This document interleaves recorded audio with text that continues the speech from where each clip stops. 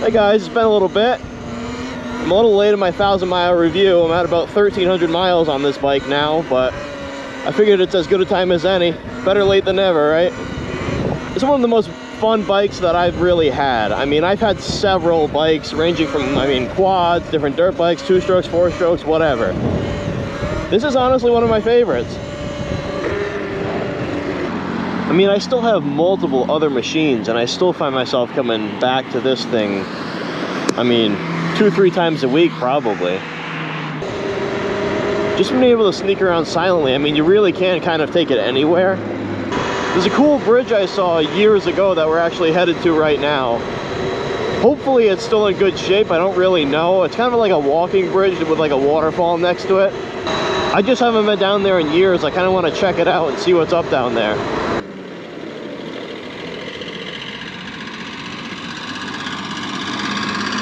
Thing has some issues. As far as the range and power go on this thing, it's enough. It doesn't make me want to spend an extra $3 for a battery and another $1,500 for a good controller. It gets me from my house out to, McDonald's or Taco Bell, or if I'm just running down to the hardware store or something. It'll go back and forth, no problem. I'm not necessarily saying I would use it for your only mode of transport, but as long as you still have a truck or two or a car or whatever, I definitely say it's worth keeping. I did just end up putting that new Shinko rear tire on yesterday. I've had it forever. I got my 1,250 miles out of the stock tire. The stock tire really isn't great. It's really thin. The grip isn't great. The compound isn't great, but I just kind of wanted to see how far I could get on it. And realistically, could I have gone a little farther? Sure. But the tire was just so bad, it wasn't worth it anymore. This one rolls way better. And again, this is the Shinko 241. 2.75 inch. But truthfully, I have zero buyer's remorse buying this thing. I've used it 3-4 times a week since I bought it. Like I said, just running down to the gas station, the parts store, something like that, completely worth it on this thing. It's really cheap, even on electricity. When you plug it into the wall, it's extremely cheap. It's like 50 cents to fill it up or something like that where I live. It's not bad at all. Actually, you know what? Let's see what's going on down here. I haven't been down here in a little bit either. This is a different bridge than what I thought we were going to. That one's over there. We'll end up there too. But I want to see the progress down here. Well, it's definitely closed, that's for sure. Looks like if you really wanted to, you could get over it now, but gonna be still closed for another year, I'd guess. It's been closed down for like 2 years over here already. It's a little bit ridiculous. The bridge I was talking about is right in here. Not this one, that's a train track bridge.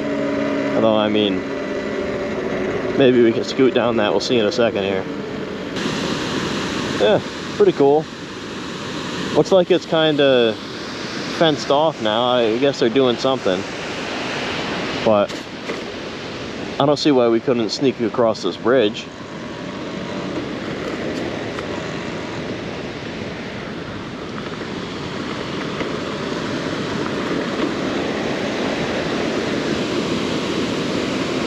Cool section up there. I bet somebody has a fire pit on top of that. Pretty cool. Looks like it's going to be easier if we come from the other way. This is a lot busier than I thought it was going to be too.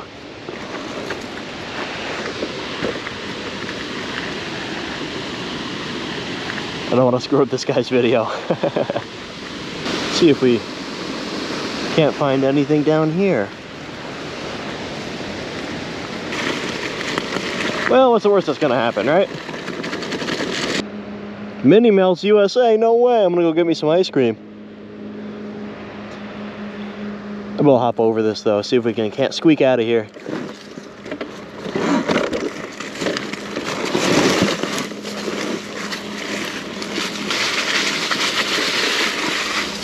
Ooh, tight.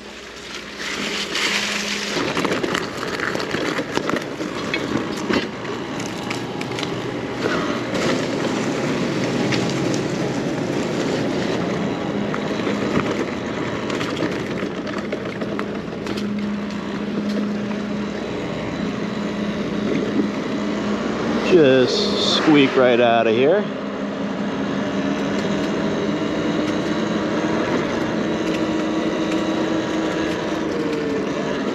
Interesting spot. Look at that. Mini melts. Would have never guessed that. I thought they were only at zoos and aquariums. Now supposedly if we take a right down this street here, it'll end up at that walkway. Yeah, it looks like this is the other side of that.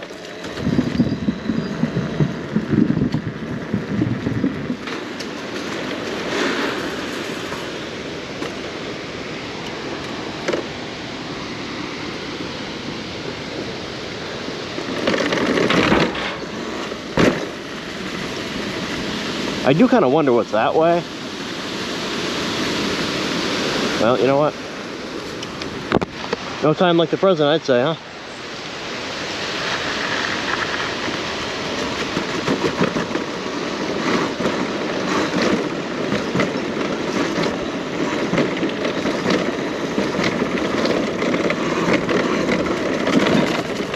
Look how cool this arch is.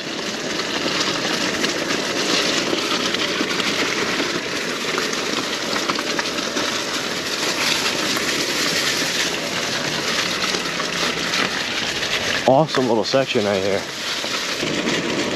Looks like if we keep on keeping on, I'll actually pop out at a parking lot, so we'll just do that.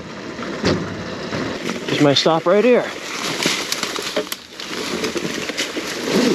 A little grown in. Not the worst I've been through this summer, let's be honest.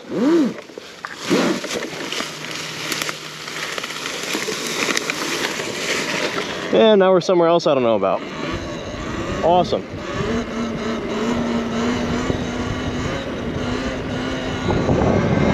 Ooh, we gotta check that out.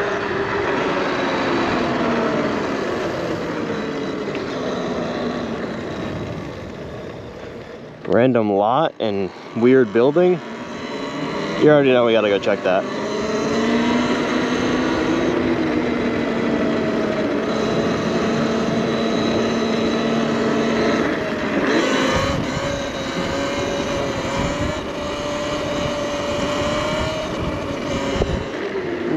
Police car.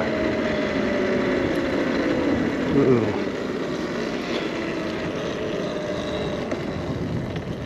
Huh.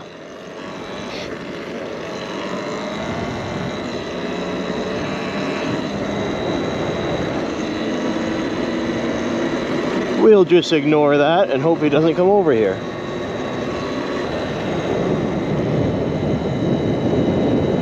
Nope. It really helps having the running light on the front and the brake light on the back. Makes it look more legit.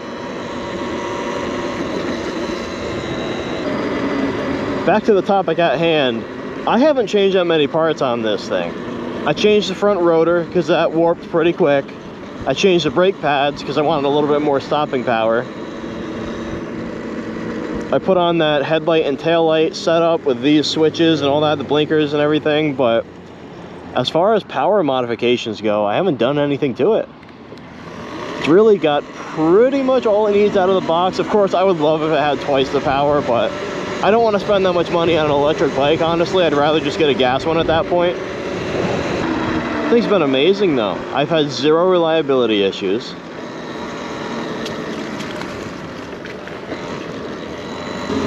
Plus, I mean, getting around city-style places, you can kind of, you know, be respectful once again, but you can go around traffic on stoplights and stuff. If there's 3 cars ahead of you going straight and you want to just go to the edge and take a right, you can. It's real convenient, and that's true for all motorcycles, dirt bikes, anything like that. But, just like right here, just cruise right around when people are in the way.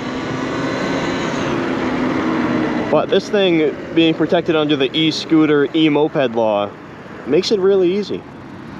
You don't got to deal with a lot of bullshit. I've gone past probably 30 cops, none of them have had an issue. Plus it's fun, it's got good enough suspension to do some jumps off-road. Even cruising just house to house, it's a lot of fun. 350 didn't want the smoke.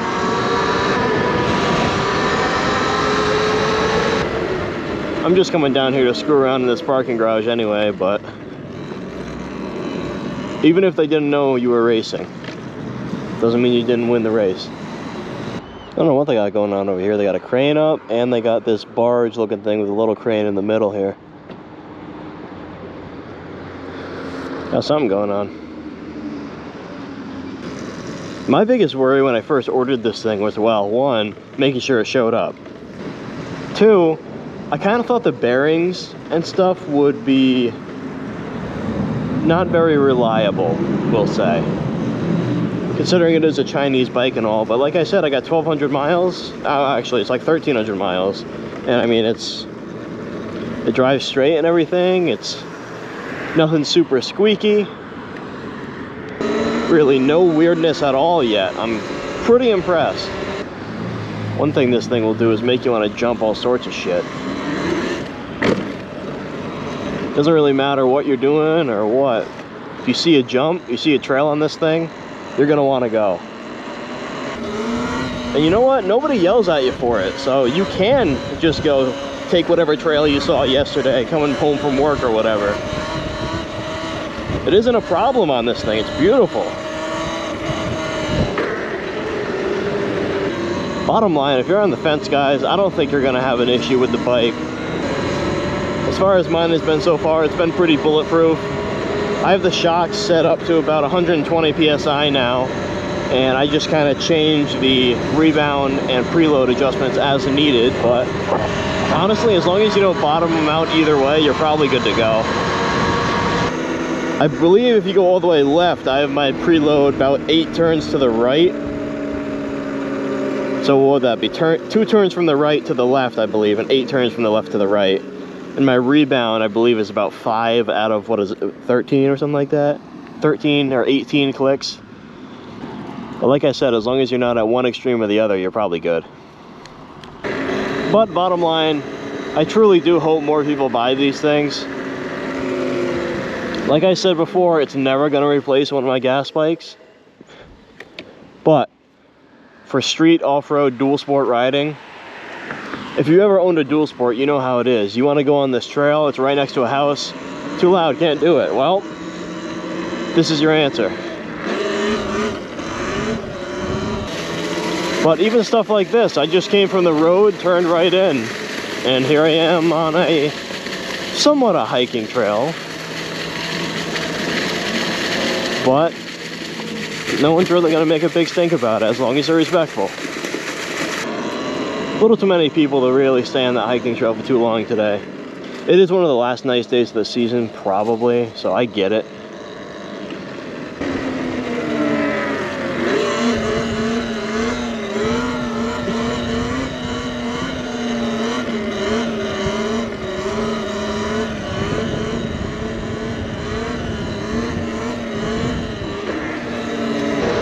I'm sure there's people in the skate park, or else I'd go in there. Yeah, I see them. I'm not gonna be that asshole on a fucking dirt bike that goes in there and fucks stuff up. There is some good tabletops there. Actually, you can see one of them on the edge there that you can do pretty good on this thing.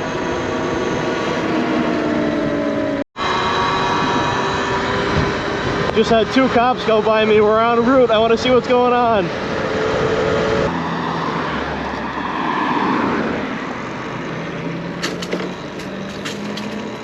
I don't want to follow super close.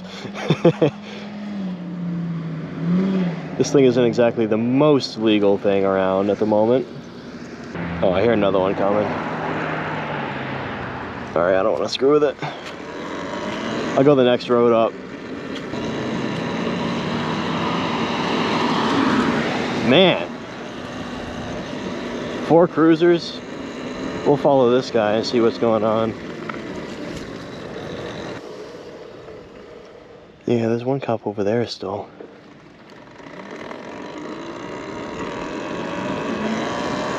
It's weird, I don't see anything really happening. I thought there would be something visible that I could report to you guys, but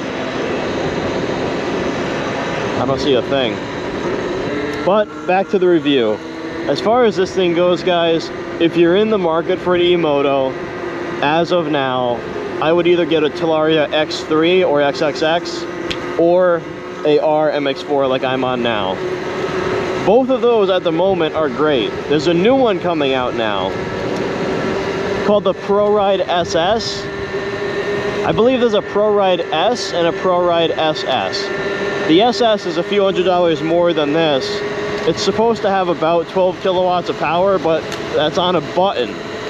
So you don't get 12 kilowatts all the time. You hit that button and you get, I think it's 15 seconds or something like that of turbo mode, and then it drops back to whatever it is. Now they don't tell you what that bottom part is that I've been able to see online.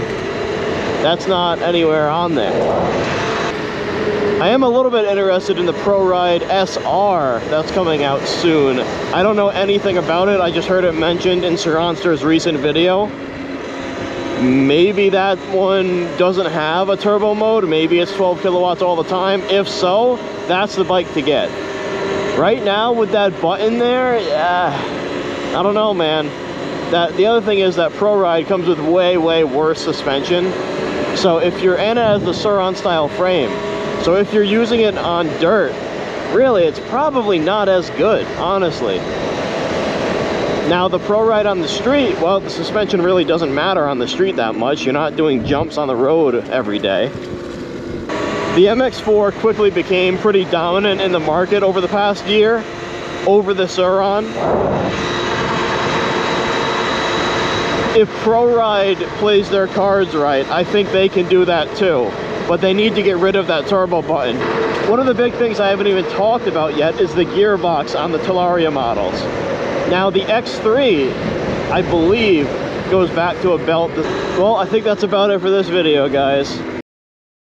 These days I don't waste a minute of my time reminiscing on regrets of the past. That's a different life.